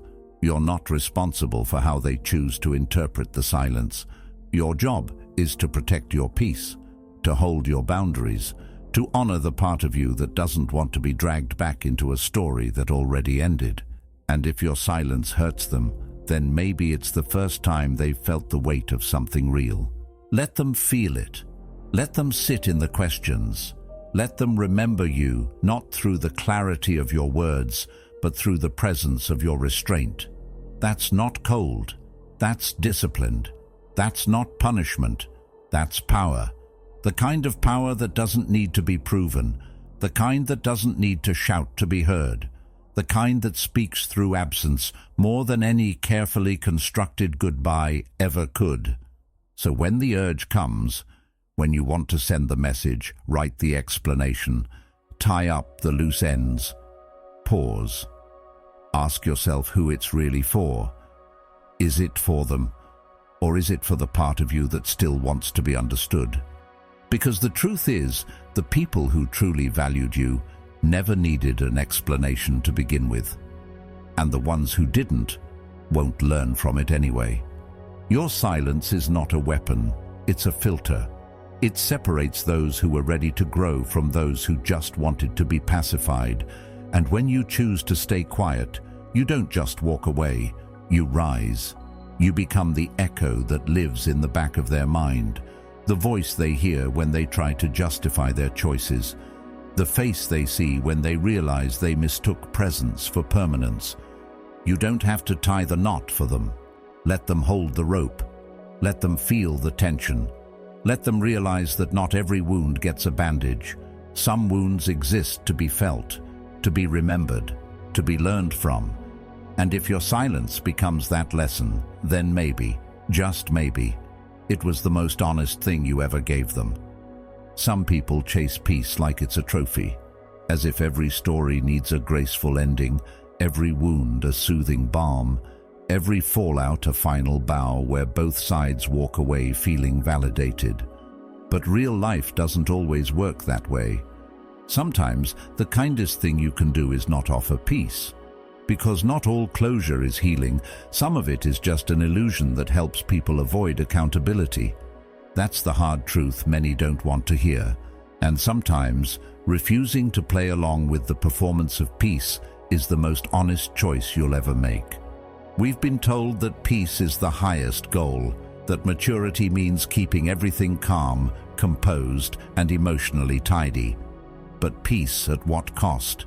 Your self-respect, your clarity, your growth. Sometimes peace is just another word for repression, a quiet cover draped over chaos to make it look acceptable. And when you choose silence instead of forced reconciliation, you disrupt that illusion. You leave them with the tension they tried to avoid. You let them sit in the imbalance, and in that discomfort, something real can begin to grow. Because not everything is meant to be resolved. Not every relationship deserves a handshake at the end. Some endings are meant to stay jagged, to sting, to remind you and them that something real happened here, something that can't be undone with a few kind words or a polite conversation. And if you're constantly seeking to smooth every wrinkle, you rob yourself of the edge that sharpens you. You turn every scar into a story of compromise instead of letting it be a symbol of your boundary, your refusal to tolerate what once hurt you. Carl Jung once said, "The privilege of a lifetime is to become who you truly are." But that becoming often requires friction. It requires moments where you choose integrity over harmony, where you choose silence not because you're cold, but because you're clear. Clear that not everyone deserves access to your peace. That peace, real peace, isn't about how quiet things are on the outside. It's about how steady you remain on the inside, even if the world around you doesn't get it. You see, there's a kind of silence that doesn't just protect, it reveals. It shows people who they are without your commentary. It removes the cushion of your validation, your explanations, your soothing. And when they're left without that comfort, they're forced to confront themselves. That's where the lesson lives. Not in what you say, but in what you withhold. Because your silence carries more weight than any carefully chosen words ever could. It's a space they have to fill with their own reflection. And for many, that's far more powerful than closure. When you choose silence, you're not withholding peace out of spite. You're honoring the imbalance for what it is. You're saying, this didn't deserve a pretty ending. You're letting the pain be felt in its raw form. Because sometimes pain is the only thing strong enough to break through the noise. Sometimes it's the only language people truly understand. And in a world where so many speak just to be heard, silence becomes a sacred kind of defiance. There's a tendency to rush toward emotional neatness, to wrap everything up with a bow and call it forgiveness. But forgiveness doesn't always mean conversation. Sometimes it means walking away with your head high and your mouth closed. It means knowing you don't owe them understanding just because they finally want it. Because if peace is only offered after your silence, maybe it's not peace they're seeking. Maybe it's relief from guilt, from confusion, from themselves. And yet this isn't about being unkind. It's about recognizing that not all connections are meant to be repaired. Some are meant to break you open, to teach you what you no longer accept, to expose the cracks in your own foundation so you can rebuild. That's why silence is so hard. It doesn't give you the illusion of closure. It gives you the reality of what's left behind. It shows you what still hurts, what still echoes, what still needs healing. And that awareness, that's where real transformation begins. Seneca once wrote, "Fire tests gold, suffering tests brave men." Peace doesn't test anyone. Discomfort does, and silence is a form of discomfort that many try to escape. But if you can sit in it, if you can let it stretch and sting without rushing to fix it, you become stronger, not harder, not colder, but wiser, more rooted in yourself, less desperate to explain your choices, less eager to be understood by those who never cared to listen in the first place. This isn't about withholding to punish. It's about preserving what's sacred, your growth, your boundaries, your energy. Because every time you speak, just to make someone else feel better about what they did, you water yourself down. You dilute the depth of what was real. And over time, that constant explaining erodes your sense of self. You start to wonder if your silence was too much, when in fact, it was the only thing you had left to protect your dignity. So no, peace isn't always the goal. Sometimes the goal is truth, even if it's uncomfortable, even if it's lonely, even if it means being misunderstood. Because peace that comes at the cost of your voice, your clarity, your values, isn't peace at all. It's just avoidance dressed up as grace. Let them think what they want. Let them fill in the blanks. Let them wrestle with the silence. Because what they think of you isn't your business anymore. Your business is healing. Your business is growth. Your business is learning how to walk away without needing to rewrite the ending. And in doing that, you become someone who doesn't just chase peace. You become someone who creates it from within, even when the outside world remains chaotic. You'll be tempted, of course, to send that last message, to clear the air, to explain that you're not heartless, just tired. But pause. Ask yourself what it would really change. Would it bring you peace, or would it just bring them comfort? Would it help you grow, or would it just pull you back into a dynamic that you've already outgrown? There's nothing cruel about silence. There's nothing cold about walking away without words. Sometimes it's the most compassionate thing you can do, for them and for yourself. It gives everyone space to feel what they need to feel, to ask themselves the questions they were too afraid to ask, to sit with the sting of what was left unsaid. And through that sting, maybe, just maybe, they'll find something real. Because in the end, not every chapter ends with applause. Some end with silence. And that silence, that's the sound of you choosing something better than balance, something deeper than comfort. That's the sound of you choosing yourself. Sometimes the most powerful thing you can do is let yourself be misunderstood, because the moment people understand you, they place you in a box. They define your limits, shape your motives, and strip away the depth of who you really are. But when they can't quite figure you out, when your silence leaves them wondering, when your actions don't match their expectations, something strange happens. You become unforgettable, not because of what you said, but because of what you didn't explain. Because what can't be named can't be tamed. Being misunderstood hurts at first. It feels like rejection, like a personal failure, like you owe them clarity. But what if you don't? What if not being understood is your shield, not your flaw? What if it's the very thing that protects your soul from being dissected, interpreted, and reshaped by people who never really cared to know the real you?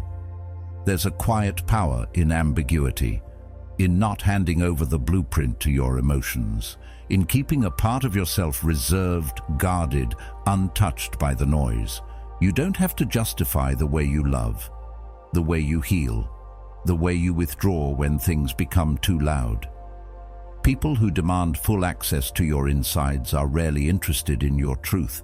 They're looking for a version of you they can manage, and if you make yourself too easy to understand, too predictable, too open, you give them the tools to dismiss you, to minimize your depth, to reduce you to something they can walk away from without feeling the weight of what they lost. But when they don't understand you, you stay with them, not as a story neatly closed, but as a question left open.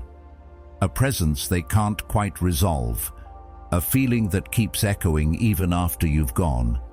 And that feeling, that's power, that's presence, that's how you live rent-free in the spaces they thought they could tidy up and move on from.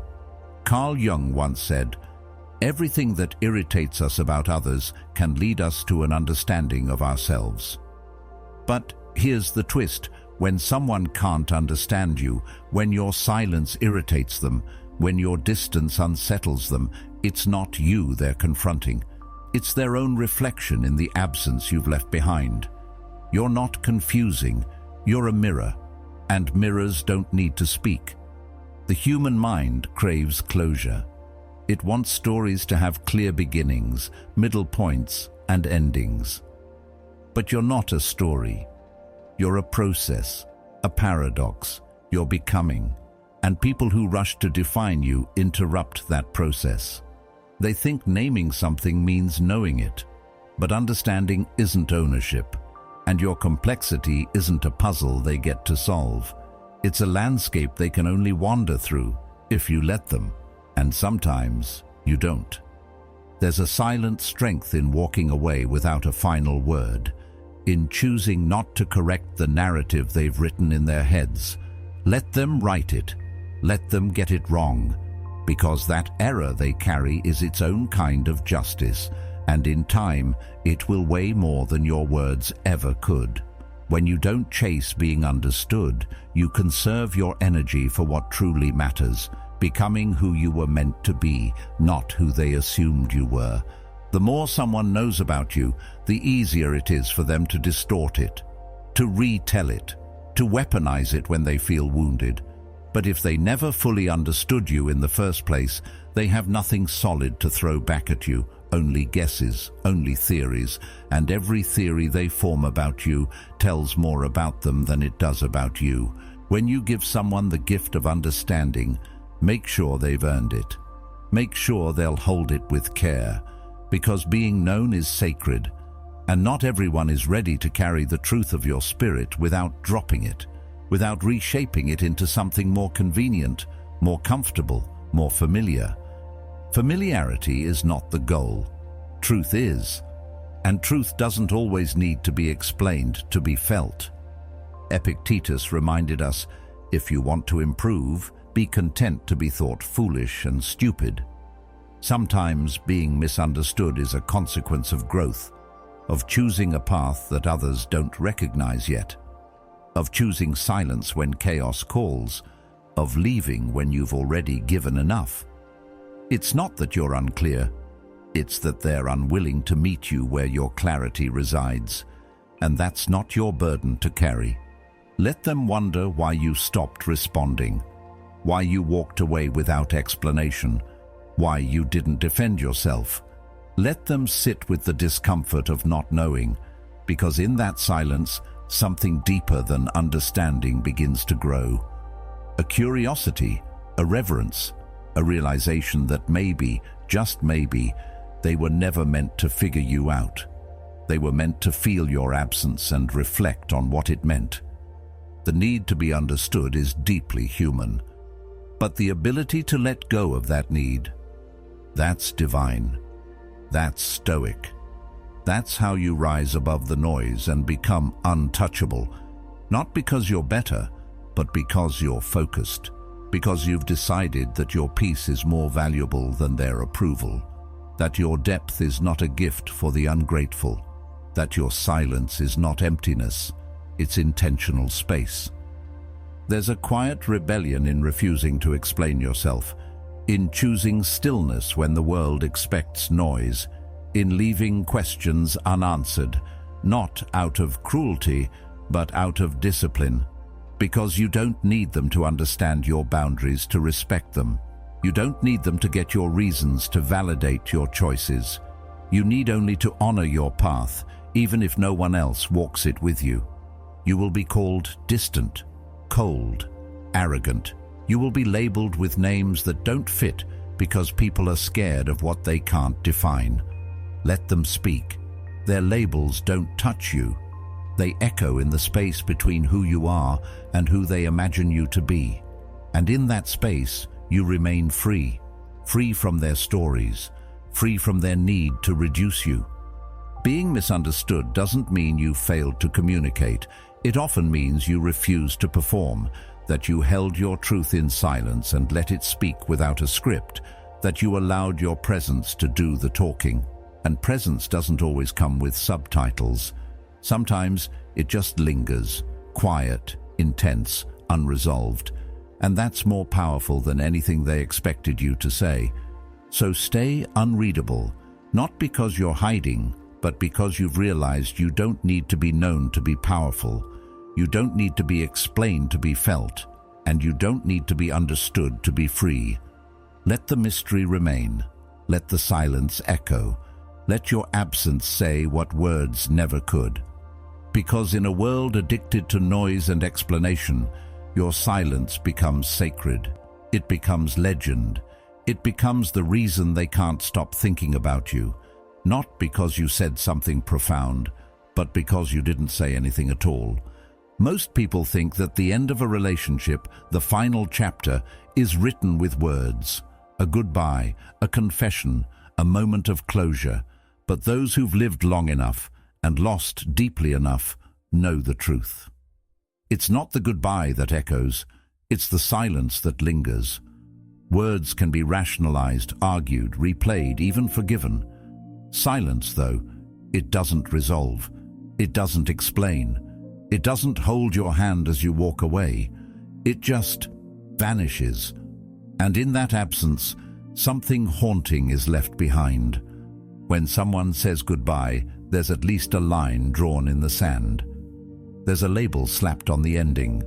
Breakup, falling out, separation. Something concrete. Something that the mind can cling to, analyze, dissect. But silence? Silence leaves the pages blank. It leaves them staring into an unfinished sentence. A door that closed without sound. A final chapter they never got to read. And the mind doesn't know what to do with that. So it loops, it circles, it searches, and while they're searching for why, they find you. Again, not in the physical sense, but in the memory, in the questions, in the could-have-beens, in the 1,000 quiet moments they replay, trying to spot the sign they missed. You become not just someone they lost, but something unresolved. And unresolved things tend to grow inside the mind. They become larger than life, taking on weight they never had when you were actually there. It's easy to move on from someone who gave you an answer. It's harder to forget someone who disappeared mid-sentence, because in that stillness, you left them alone. Alone not just with the absence of your presence, but with the reflection of their actions. Silence doesn't accuse. It reflects. It creates a mirror they can't escape. And in that mirror, they see not only what they lost, but why. And perhaps worse, how little they understood you at all. Seneca once said, "Light griefs are loquacious, but the great are dumb." That's the essence of it. Real grief doesn't always shout. It doesn't demand to be heard. It hums in the background of daily life, in quiet thoughts and what-if glances. Your silence becomes that hum, subtle, persistent, inescapable. It doesn't fade with time. It deepens, because every time they think they've let go, the silence whispers that they never held you completely in the first place. This kind of silence doesn't need to be cruel to be powerful. It doesn't come from bitterness. It comes from clarity. From knowing that the most powerful thing you can sometimes do is say nothing, not out of spite, but out of self-respect, because your energy doesn't need to be spent teaching someone the value of what they weren't ready to hold. And over time, something shifts. At first, they might resent the silence. They'll call it avoidance, immaturity, coldness. But that's just the ego protecting itself from the sting of being left without a script to follow. As time passes, the noise quiets, and what's left behind is the truth. That silence is not emptiness. It's full of everything that was left unsaid, everything that was misunderstood, and everything they now wish they could ask but no longer have access to. You see, goodbyes often come with answers. They're packaged in reasons, closure, final moments. But silence, it leaves them responsible for writing the ending themselves. And most people aren't ready for that kind of authorship.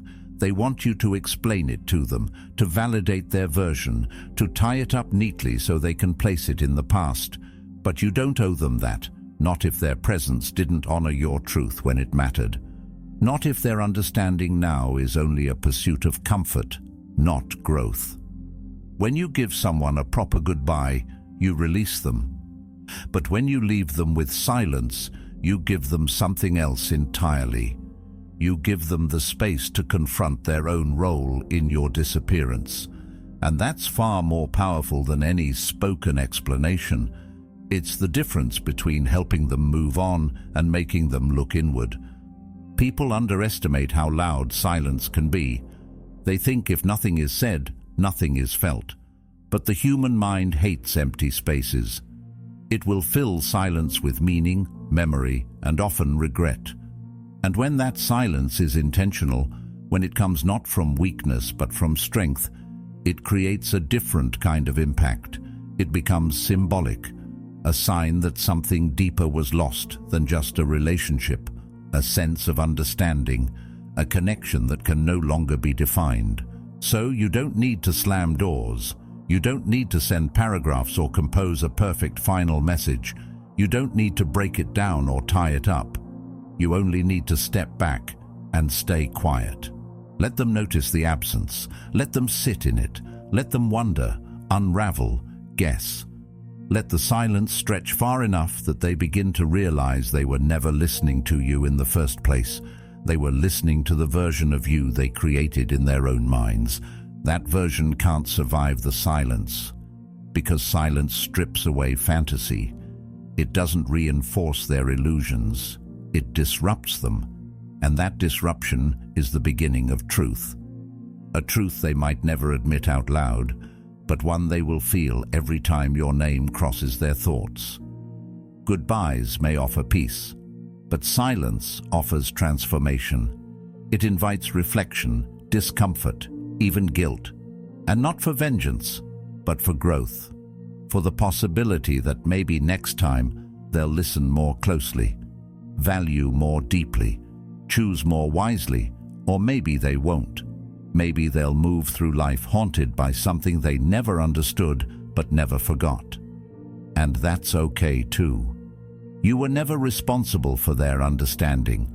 You were only responsible for your integrity, for preserving your peace, for honoring your truth even when it didn't fit their narrative. That's what silence does. It protects your spirit from being dissected, debated, and diluted. It says, I don't need to be remembered clearly, I just need to be remembered honestly. And sometimes honesty only speaks when the noise stops. So when you feel tempted to explain, pause. When you want to say one last thing, breathe. When they demand clarity, give them space instead. Because if they truly valued what they lost, they'll feel it in the silence. And if they didn't, no explanation would have ever changed that. In the end, what stays with people isn't what you said. It's what they felt and never got to resolve. The confusion, the ache, the questions. That's what lingers. And sometimes that's what teaches. You don't need to deliver a lesson. You only need to leave room for one. And silence does that best, without a word, without a sound, without needing to be understood to make an impact. They will forget your goodbye, but they will remember the silence. Because silence doesn't tell them the story, it makes them live in it. And that's what stays. Long after the moment has passed, long after you're gone. Sometimes the strongest thing you can do is say nothing at all. Not because you're cold, not because you're heartless, but because silence can carry more truth than words ever will. A Stoic doesn't react for applause. They don't perform for closure. They don't explain themselves just to be understood. And in a world that constantly demands explanations, where every exit must come with a reason, a justification, a detailed emotional report, the Stoic path is to walk away without burning energy on what no longer aligns with the truth. Not because they don't care, but because they care too much about preserving peace over pleasing confusion. People often confuse silence with cruelty. But there's a difference between abandoning someone and refusing to abandon yourself for them.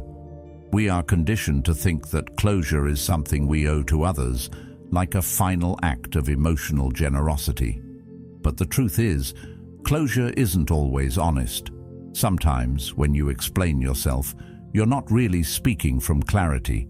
You're speaking from guilt, from pressure, from the fear of being misunderstood. And in doing so, you dilute your own experience. You shape your truth into something more digestible for someone else's comfort. That's not kindness. That's self-betrayal. And becoming who you are means you must sometimes choose the path of restraint, especially when emotion demands action, when your silence isn't a weapon, but a decision not to dishonor what you've learned. Because emotional detachment isn't about indifference, it's about mastery. It's choosing not to be dragged by every wave that rises inside of you. It's realizing that peace is not the absence of emotion, It's the refusal to be ruled by it. You see, emotions are real, but they're not always reliable. They arrive like weather, intense, unpredictable, often misunderstood.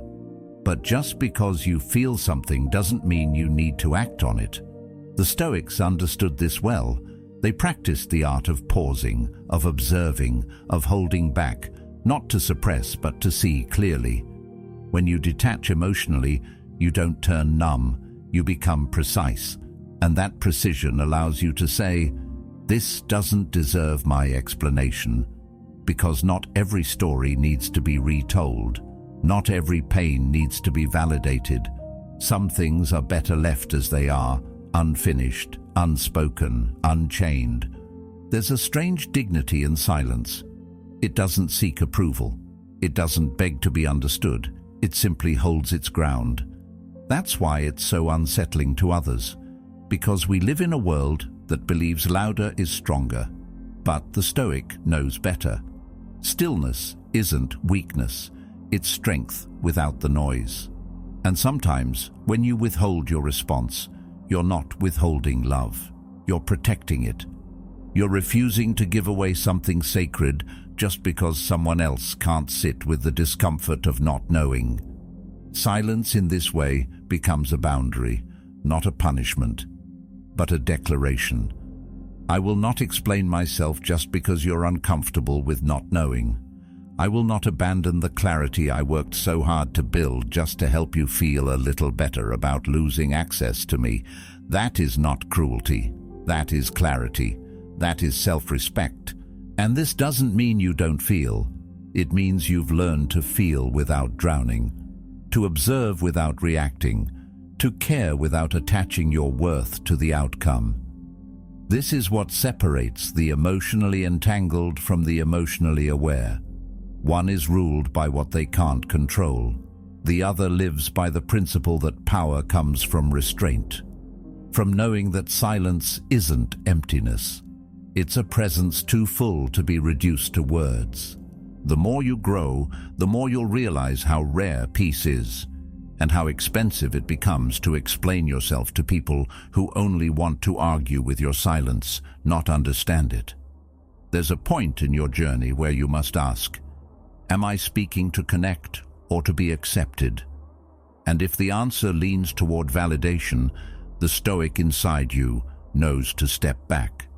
Not as an act of pride, but as an act of protection. For you cannot teach someone who is only listening for permission to stay the same. Emotional detachment is not a wall, it's a filter. It doesn't shut people out. It lets clarity in. It allows you to say, this is not mine to fix. This is not mine to explain. This is not mine to carry. And in that release, you find yourself again. Not diluted by their expectations, not buried under their confusion, but standing in quiet conviction, still, clear, untouched by the chaos you chose not to engage. Seneca once wrote, "He who is brave is free." And bravery isn't always loud. Sometimes bravery is staying silent when everything inside you wants to shout. It's resisting the temptation to clarify your worth. It's recognizing that walking away without a word isn't abandonment, it's alignment with your values, with your growth, with the version of yourself that no longer needs to be explained in order to be valid. You don't owe people your emotional availability just because they knock on your door with questions. You don't have to keep bleeding out your truth to those who only ever used it as a mirror for their denial. And you certainly don't have to break your own peace just to give someone else a sense of closure they should have created for themselves long ago. A Stoic sees this clearly. They understand that not all conflicts need to be resolved through dialogue. Some are resolved through distance, through silence, through letting go of the need to be understood. That's the secret. When you no longer need others to get it, you're free. Because their understanding isn't what heals you. Your own alignment is. So when someone tells you, just be honest with me, ask yourself, do they want the truth or do they want comfort? Because if it's the latter, then silence may be the most honest answer you can give, not out of malice, but out of mercy. Mercy for yourself, for your energy, for your right to evolve without dragging your past into every room you enter. There's a maturity in not reacting, in watching a storm pass without getting caught in it, in recognizing that sometimes your silence is the deepest form of wisdom you can offer, because it takes strength to speak, but it takes even more strength to know when not to. And when you stop explaining, you begin transforming. You move from needing to be heard to knowing you were whole all along. You stop convincing, you start conserving, and in that conservation of energy, you find a new kind of power. Not the kind that dominates, but the kind that endures. In the end, a Stoic doesn't walk away to hurt others. They walk away to preserve themselves. They understand that every unnecessary explanation is a thread tied to the past. And the more you untangle, the more you realize you were never obligated to stitch someone else's understanding of you together. You were only ever meant to walk forward, with or without applause, with or without closure. So let your silence be your clarity, let your stillness be your message, and let your peace speak louder than your explanations ever could. That is the Stoic way, and it's not about being distant, it's about being free. Some truths don't need to be spoken to be understood, and some endings are more powerful when left unfinished. If your silence protects your peace, let it echo louder than words ever could. Watch one of the videos on your screen to continue your journey, and thank you for being a part of Stoic Journal.